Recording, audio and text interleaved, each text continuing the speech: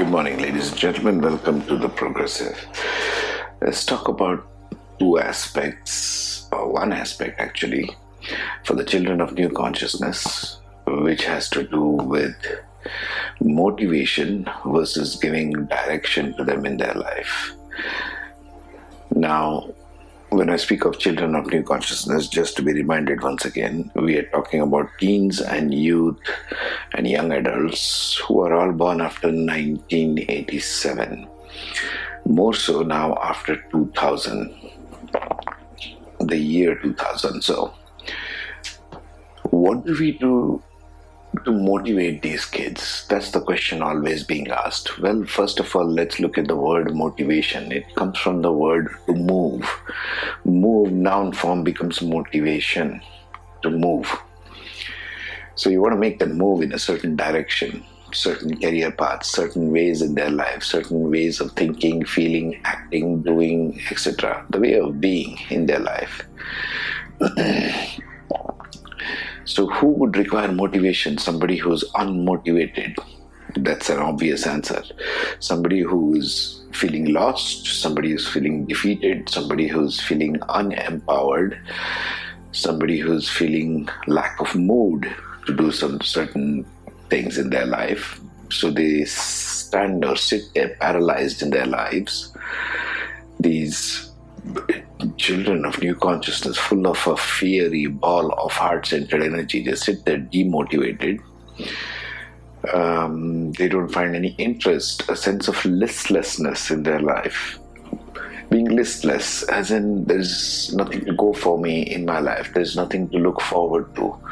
This kind of energy, this kind of an attitude is typically what calls for a motivation exercise, or this is where coaches and teachers and everybody make their money, right? Or counselors. So I'm going to coach a whole lot of people. There are a whole lot of coaches these days in every field. Coaching for this, coaching for that. Well, here's where I come from and what I teach and how I would carry this out if I were you. The adults, the old souls of the planet. This is how I would carry them out. Well, first of all, no one requires motivation. No one. And I mean even the older ones, nor the younger ones, nor the teens, nor the youth. Why do I say that? Well, if you require to motivate a person, first of all, it assumes that they are incapable of doing it themselves. That's number one. Secondly, you are assuming a whole lot of predetermined set of things to do to motivate them. Take care of your life, take care of your daily habits, and so on and so forth. All these fixed structures which constitute the current coaching mechanism, in which you have a predetermined sets of modules of exercises that you make these young adults and employees, if it's employee, go through. And then you determine at the end of that questionnaire or exercise, you have certain answers which you think will motivate the person. Well, there's something inherently wrong with this picture if you look at it carefully. First of all, the motivation works to a very tiny degree only as long as the motivator or the coach is present. The moment you disappear as a coach, the motivation factor disappears because the person doesn't have anybody lifting them up, lifting their moods, lifting their sense of purpose and direction.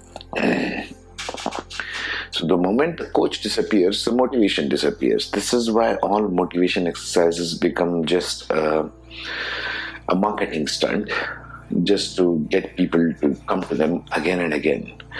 This is not the right thing to do, by the way. What would work better for all these young adults, employees, people? What would work better for people and the young adults and the children of new consciousness is giving them a sense of direction.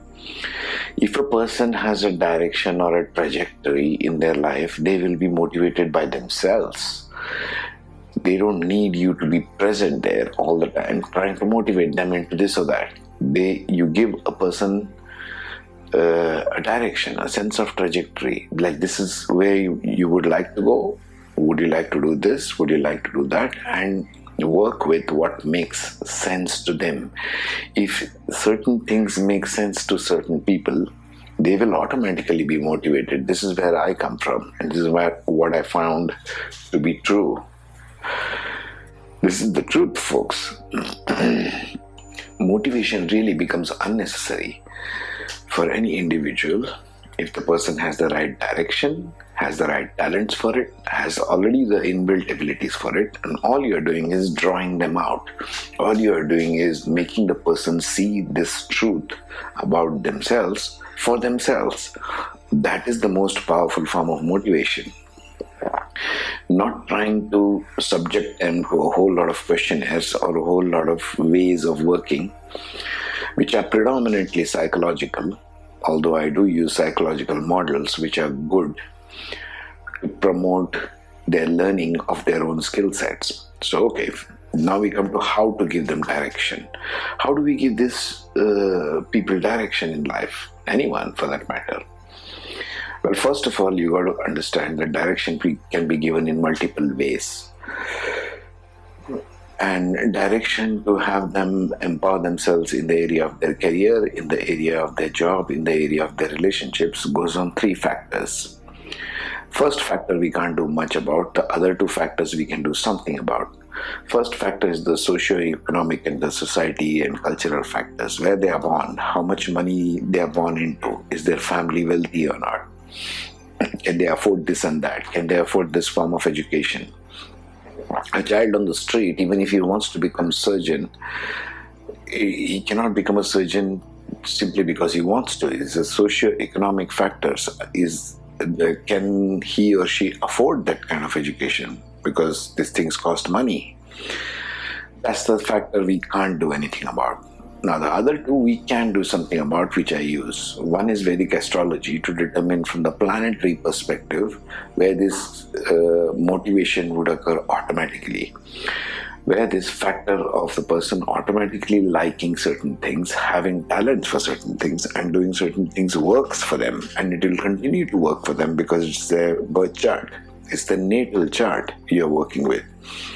So you're already working in a very empowered way by teaching them who they are, what they are about, and what are their desires, and what are their talents, abilities, so on and so forth. That's the area of Vedic astrology and the birth charts.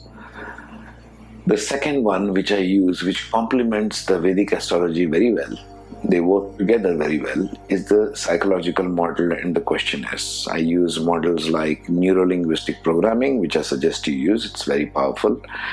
And there are other questionnaires and determinants like your personality type. Are you a melancholic? Are you a phlegmatic? Are you choleric? Are you sanguine? All these kinds of personality types, and there are many others. There are totally about 10 to 16 questionnaires I have as Excel sheets which I work with the youth in order to help them understand, help me understand better where they are coming from psychologically. Now, why do we need psychology when we have the astrological birth chart already? Well, the thing that happens with us as humans in this very damaged society, and where only institutions are dictating what we can and cannot do, or what we should or should not do, if you want to bring in a new energy and build a better human being and therefore a new society, we must first take into consideration all the psychological programming that has been already done on the person. They believe certain things because they are told or they read somewhere in the news or in the media or in social media, which has become very nasty these days. So they are buying certain ideas and certain beliefs and concepts from the information that they are exposed to in the social media and the world at large. Secondly, they are influenced by their parents and their upbringing and their culture, race, religion. So these 2 have psychological impact on the individual. So first we also evaluate the individual psychologically, whether they're good enough for this or not. What do they think of certain things? Where do they act?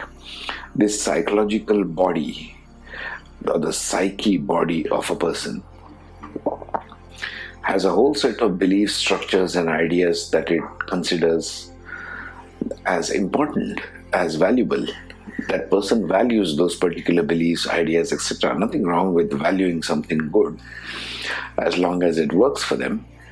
But if we understand where they are coming from psychologically with this evaluating questionnaires that I have, as well as coming from the Vedic astrology perspective of what the planets circling, what stories are the planets telling us from their charts, and kind of study these together, put them side by side, study them, then you will know why the person is, so to speak, unmotivated, or why the person lacks motivation, or why the person is sitting there paralyzed, unable to move forward in their life, find happiness, find joy.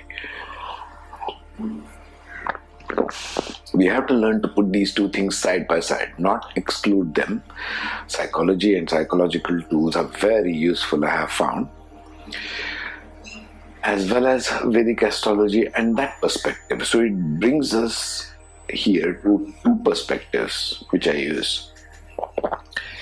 So these two perspectives can be powerful tools where the person uses them, or the coach uses them to guide them gently into the area of knowing the power, where the true power lies and where the true joy of the individual lies. This is where we must come from, because once you have known your power, personal power, and once you know your personal joy, it's very easy to be motivated yourself. You don't need a coach, or you don't need a counselor, or you don't need anyone external, or even a friend. You are like engine which is fired up and is now ready to move on its own, find its own path in life, find its own joys. At least you know your starting points, you know where you stand and how you work psychologically and how you work according to your birth chart. And they will match, trust me, they will match both of these together. I have never seen a case where these two do not match. They invariably tend to match if you look closely enough. And that's the beauty of it. If you analyze a personality using Vedic charts and you do a psychological profile on them, they will pretty much match. And that's the good news. That's where we get to evaluate and direct the person in their life, plot a trajectory together with them so that they know where they are going. It's the clarity that humans seek. It's the confusion that is always paralyzing. Clarity is always empowering. Confusion is very disempowering or unmotivating for any individual, me included. So we need to build these kinds of aspects and teach them, work with them one-on-one. It has to be one-on-one kind of exercise, pretty intense emotionally and psychologically, for them to dive into some of their weak spots, some of their paralyzing points, some of their lack of talent area. And it is at the same time very empowering on the high end of the scale to find out what they would shine in, what career really makes sense to them, and have them get the epiphanies that they desire. Epiphanies can be a great breakthrough, like aha moments, like aha, yes, I know this kind of works for me. Oh yes, I have always wanted to do such and such. Right there is the motivating factor. You cannot motivate a person. I'll leave this much with conclusions. You cannot possibly motivate a person as long as a motivator is required as a human being. A coach or a counselor, be it life coach or business coach or whoever, cannot motivate a person to the full degree. It's the person who must take ownership of their own talents, their own power, and their own presence. That's where the true direction comes from. So motivation does not work, giving direction works. If you give the right kind of direction, a person will automatically go towards that in their life. Like the great Einstein once said, if you are expecting a fish to climb a tree, and then you are determining your success by the way the fish could not climb a tree, you have put the wrong people in the wrong place. That's all it is. A fish is not meant to climb the tree, it is meant to swim the ocean. Whoever is talented at climbing a tree, put them there. It's very important to put right people in the right places It's giving the proper trajectory to the human being. It's not about you standing there trying to play God and determine what people should be doing with their lives. That's not your function, dear coaches and counselors. That's not your function. Your function is simply to be finding out what this person inherently is through the psychological questionnaires which I talked about, through their Vedic astrology birth charts which I talked about, and work with the individual saying, oh, okay, this is where you're good at, this is what you're good at, or this is what you like doing, and this is where you will find your joys in such and such areas. We have all come here to do different things in life. We are not come here for the same reason, each one of us. So understanding this factor and working with trying to provide a direction, a trajectory, a path that makes sense to the individual is the best option you have. For the individual to be self-motivated, self-directed, and finding their own joy. That is the most empowering for any individual, even children of new consciousness. If you want to get in touch with me about psychology, psychological tools that I love to coach and mentor these young children, teens and youth, get in touch with me over Facebook, message me there, leave an email message, however you want to take it. But it has to be done one-on-one. Try check this out. If this works for you, I'd love to coach and mentor young children. It's one of my passions. Take care, be safe, and have a great day.